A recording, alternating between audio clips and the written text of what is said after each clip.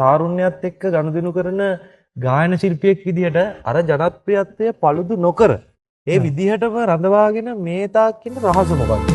කඳුළු සලලා දුකම විඳලා මගේම ළඟ ඔබ ඉන්නේදී ඒ කරන සබ්ජෙක්ට් එකට ඒකට ගෞරව කරන්න. එහෙම නොකරොත් නිර්මාණය තුළින් අපිට ගෞරවයක් ලබා ගන්න හරි අමාරුයි. සුසුමන් නිතදින් පිරුණත් දෙහදේ මේ තාරුණ්‍යයත් එක්ක හරි ළඟින් එකතු වෙලා ගැටෙන ගීත. ඔව් අනිවාර්යයෙන්. ඉතින් ඒවායේ සමග මට සම්බන්ධ වෙච්ච එක මම බොහොම සතුටුයි. කතා කර